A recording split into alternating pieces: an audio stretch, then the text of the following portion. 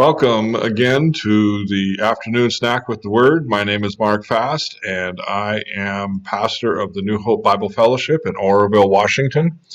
And we've been talking about the image of the invisible God, and as we know, that's Jesus, right? And we're going to go back and talk a little more about what Moses, the relationship Moses had with Jesus, okay? And in Hebrews chapter 11, Moses considered reproach for the sake of Christ to be greater wealth than the treasures of Egypt, since he was looking ahead to the reward. Now, remember we were talking that Jesus and Moses, they spoke to each other as a friend spoke to a friend, all right? And the situation here, this particular phrasing, he considered reproach for the sake of Christ. You could put the name Jesus there, Messiah there. All right. So this is where I kind of come up with my idea that this was Jesus talking face to face with Moses. This is Jesus specifically in this global thing of being able to travel through time at the same time being in time. And he considered the reproach for the sake of Christ to be greater wealth than the treasures of Egypt. So in other words, being corrected by Christ and being say, "Hey Moses, you're not being such a great guy." He thought that was greater wealth than the wealth of the treasure of Egypt. And so by faith he left Egypt behind.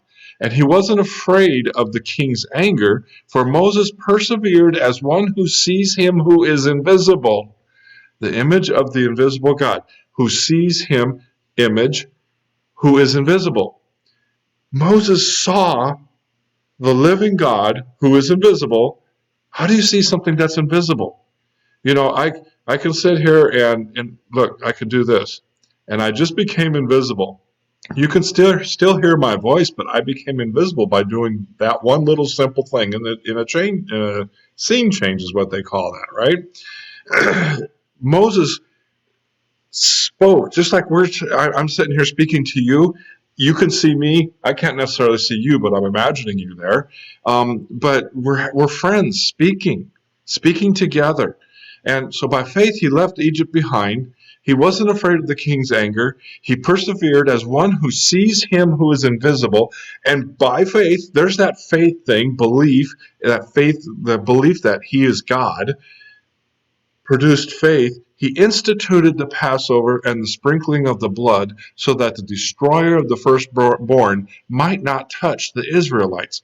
Now, a little known secret about that is if the Egyptians put that blood over their doorpost, they didn't have the loss of their firstborn either. What happened there? They believed something there, didn't they?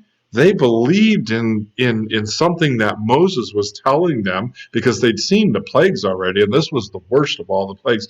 Could you imagine? I couldn't imagine, but could you imagine losing your firstborn son, losing any of your children would be, and then knowing your neighbor did, and all, folks, yeah.